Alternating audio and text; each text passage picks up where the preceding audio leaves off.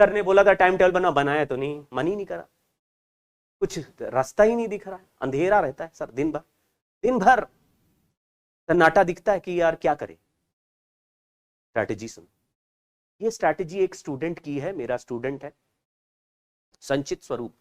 आप अगर फेसबुक में मेरे साथ जुड़े हैं तो संचित स्वरूप उसमें डाल दे रहा, SANCHIT, संचित स्वरूप मेरा स्टूडेंट रहा है, लेकिन देखने में अभी लंबा चौड़ा मुझसे डबल दिखेगा। संचित स्वरूप ड्रॉपर स्टूडेंट था आपकी तरह, 2 साल कोई तैयारी नहीं की थी उसने, कोई तैयारी नहीं। जब वो आया क्लास में तो एक नॉर्मल स्टूडेंट की तरह था, लेकिन स्मार्ट था, मतलब स्मार्ट बोले तो आंसर करता था, जैसे क्वेश्चन पूछे तो आंसर करता था। तो मैंने पूछा उससे, तुमने पिछले साल कहीं तैयारी की? करा नहीं सर, तैयारी तो कुछ खास नहीं की, ऐसे थोड़ा बड़ा ऐसे आसपास की कोचिंग में पढ़े थे। तो पूछा मैंने कि भाई तो तुमने अभी जो प्रिपरेशन स्टार्ट किया है तो तुमको आइडिया है कितना क्या है? कह रहा हाँ सर फेयर आइडिया है मुझे, मैं कर रहा हूँ। साल भर पढ़ा, आप उसकी रैंक सुनोगे ना आपकी नींद उड़ जाएगी। 171 रैंक पे सेलेक्ट हुआ वो, 170 ड्रॉपर बैच का लड़का, 2 साल कोई पढ़ाई नहीं किया, 170 एक साल में उसने 171 रैंक निकाली आईआईटी में।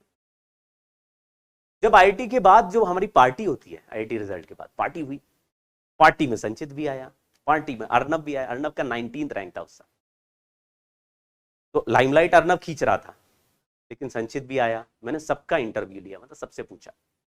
जो 19th रैंक वाला अर्नब था तो उसके तो घर में आना जाना था, तो उसकी तो सारी हमें पता थी कहानी। संचित थोड़ा दूर रहता था, उसको मैं वैसे तो हमारा क्लोज था, लेकिन उसके घर नहीं आता जाता था मैं। संचित से मैंने पूछा कि तुमने ड्रॉप होके ऐसे क्या करा, क्या स्ट्रैटेजी लगाई कि तुम इतने बढ़िया रैंक निकाल के लाए? तो उसने मुझे एक ऐसे 2 पॉइंट बताए कि सुन के मुझे एक अलग टाइप का एनलाइटमेंट हुआ। हमने कहा यार ये तो सारे बच्चों को जानना चाहिए। उसने कहा, अभी भी कुछ बच्चे जो मुझसे कुछ दिनों में बात किया मैंने, उनके साथ ये पॉइंट डिस्कस भी किया, हालांकि संचित का नाम नहीं लिया। उसने कहा पहले तो सर मैंने क्या किया कि जो चैप्टर मेरे बहुत वीक थे, अब स्ट्रैटेजी है ये ज्ञानबाजी नहीं है, इसको आप तुरंत आज ही फॉलो करना स्टार्ट कर दीजिए जो मैं बता रहा हूं। इससे आपका एक टाइम टेबल भी बन जाएगा, आपका एक शेड्यूलिंग भी हो जाएगी, आपको एक आइडिया भी लग जाएगा। ये किया हुआ है, इसलिए आप 100% श्योर रहिए कि ये मेथड काम करेगा ही। पहले उसने कहा कि सर जो चैप्टर मुझे फिजिक्स के, केमिस्ट्री के और मैथ्स के बिल्कुल नहीं आते थे, गंदे लगते थे, खराब, 0, लेकिन जेई में बहुत पूछे जाते थे, उनकी लिस्ट मैंने बना ली। मैंने बोला जैसे? सर जैसे इलेक्ट्रोमैग्नेटिक इंडक्शन मुझे नहीं आता था, हालांकि 12th में मैंने पढ़ा है और 12th पास भी किया है, तो मुझे पता है एक चैप्टर इलेक्ट्रोमैग्नेटिक इंडक्शन है, लेकिन जेई में भी सवाल बहुत आते हैं, लेकिन मुझे कंट्रोल नहीं था। जेई के सवाल मुझे देखते ही दम निकल गया था कि अरे बाप रे ये कैसे करेंगे, ये तो हमने सीखा ही नहीं। तो इलेक्ट्रोमैग्नेटिक इंडक्शन, ऐसे ही मॉडर्न फिजिक्स का कोई टॉपिक है, बोर्स मॉडल मुझे नहीं आता, या रेडियो एक्टिविटी नहीं आता, न्यूक्लियर फिजिक्स, ऐसे टॉपिक और सब टॉपिक का उसने एक लिस्ट बना लिया। 20 टॉपिक फिजिक्स में, पूरा चैप्टर नहीं, मतलब उसके अगर चैप्टर के भी 2-3 टुकड़े हो सकते हैं, जैसे इलेक्ट्रोस्टैटिक्स में पोटेंशियल निकालना है, पोटेंशियल वाले केस नहीं आता तो इलेक्ट्रोस्टैटिक पोटेंशियल लिख दिया, ये नहीं आता। अगर पूरा ही चैप्टर नहीं आता तो पूरा चैप्टर लिख दिया। 20 फिजिक्स, 20 केमिस्ट्री, 20 मैथ्स। फिर कह रहा जब मैंने आपके साथ ड्रॉपर बैच ज्वाइन किया तो मैंने उस लिस्ट को भी साथ में ओपन कर दिया। अब आप तो मेरे हिसाब से पढ़ाओगे नहीं, मेरा तो चैप्टर 10 वीक है और आप तो चैप्टर 1 पढ़ाओगे, पहले आप तो बेसिक पढ़ाओगे, लेकिन जब आप शुरुआत में बेसिक पढ़ाओगे तो मेरे पास बहुत टाइम था। बेसिक तो मुझे आता ही है, लेकिन क्लास तो अटेंड करनी है, क्योंकि बेसिक भी पढ़ रहे हैं तो उसमें हो सकता है एक आध ऐसा कोई आइडिया आप दे दो जिससे कि मेरा बेसिक में और स्ट्रांग हो जाए। तो क्लास में पूरा अटेंटिव हूं, आपके दिए हुए क्वेश्चन सारे कर रहा हूं, लेकिन ऐसे क्वेश्चंस करने में मुझे ज्यादा टाइम नहीं लग रहा, क्योंकि शुरुआत में तो एक ही चैप्टर है ना, टेस्ट भी आया तो एक ही चैप्टर का है। तो शुरू के 2 महीने में मैंने अपने वो जो पुराने chapters 20 chapters chemistry, physics, maths के लिख लिए। अब जो सबसे ऊपर, सबसे पहला, वो सबसे डेंजरस चैप्टर है मेरा जो मुझे नहीं आता, उसको पहले लिखा।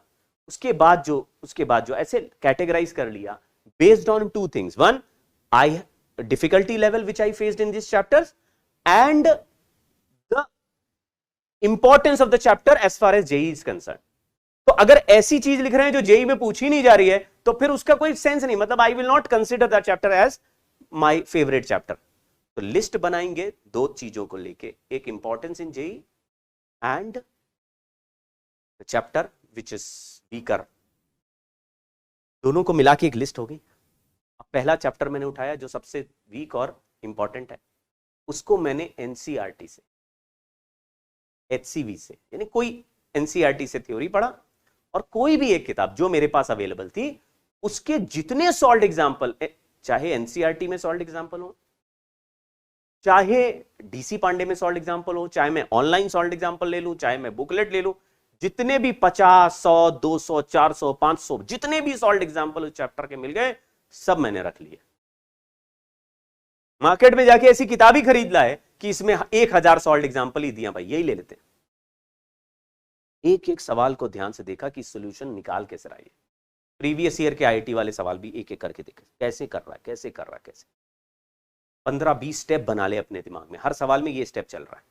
अगर जिस चैप्टर में मुझे कुछ भी नहीं आता था, अपनी इस मेहनत से हर सवाल एक करना नहीं है, केवल सॉल्यूशन पढ़ने हैं. आप ये नहीं कहना सॉल्व्ड एग्जांपल कर रहे हैं सर, बात तो वही है. ना ना ना, बात वही कर नहीं रहे.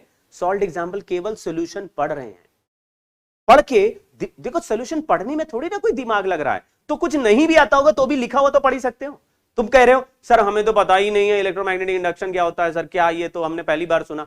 अरे पहली बार सुना है, तुम किताब पढ़ो, पढ़ोगे कुछ तो किताब में लैंग्वेज में लिखा होगा ना कि इसमें ऐसा होगा तो इस तरह से इलेक्ट्रोमैग्नेटिक इंडक्शन होता है, इसमें ये चीजें खास बात होती हैं, ऐसे ऐसे करने से ये होता है, ऐसे ऐसे करने से ये नहीं होता है, फिर इसमें ये चेंज करेंगे तो ऐसा हो जाएगा, वो चेंज करेंगे तो वैसा हो जाएगा, यहाँ पे ईएमएफ ऐसा बन जाएगा, वहां पे वैसा बन जाएगा. 4-5 एग्जांपल ऐसे हो गए, इसमें ये थ्योरी और है, ये वाले न्यूमेरिकल है, ये वाले न्यूमेरिकल है. तो आप पढ़ोगे बुक, आपको आइडिया लग जाएगा. फिर आप उसमें से 10, 20, 100, 50 सॉल्व्ड एग्जांपल देख लो. तो बेसिक जितनी भी पॉपुलर चीजें हैं वो तुम्हारे सामने आ गई. ये आपने अपनी मेहनत से कर लिया, टीचर की तो इनपुट ही नहीं आया. तो अगर किसी चैप्टर में 50 आइटम होते हैं, 25 आसान 25 डिफिकल्ट, तो वो जो 25 आसान है वहां तक तुम पहुंच गए, 50% हो गया. अब वो चैप्टर कभी ना कभी क्लास में पढ़ाया जाएगा, तुम 0 से स्टार्ट नहीं करोगे. तुम्हारी स्पीड थन्ने का पहले ही बैठी है, तुम पहले ही धुआं उड़ाने तैयार हो उस चैप्टर. और तुम्हारे अंदर गुस्सा भी बहुत है, क्यों? क्योंकि तुमने मेहनत कर ली उस चैप्टर में. अब वो खराब नहीं जा सकता तुम्हारा. अब तुमको ये है कि सर मुझे ये भयंकर वाले केसेस जानने हैं इस चैप्टर में.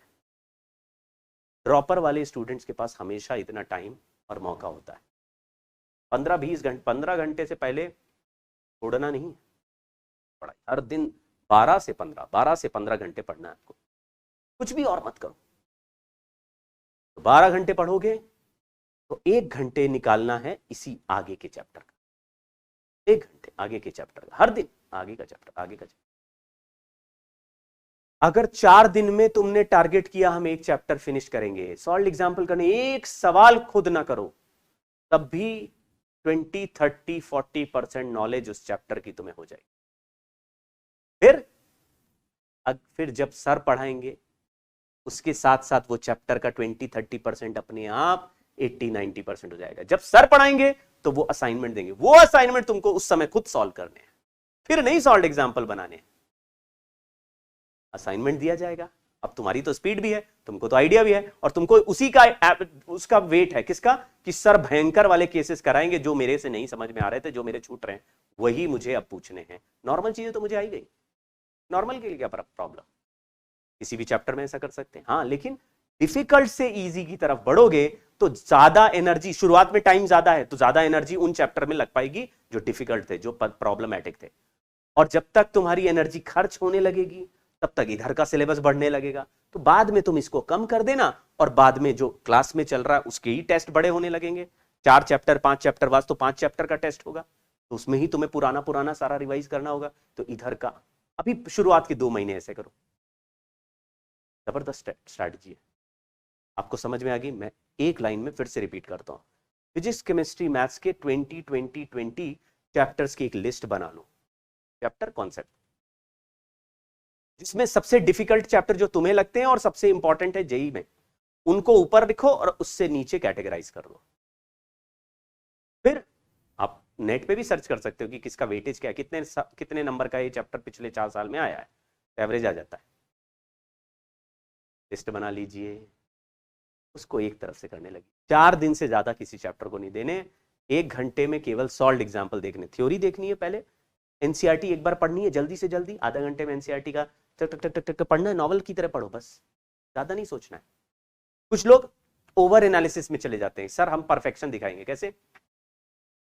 A particle is moving on a straight line. अब सोच रहे हैं कैसा दिखता होगा ये पार्टिकल, ओहो पार्टिकल है moving on straight line. Straight line किधर होगा, एक्स में होगा कि वाई में होगा?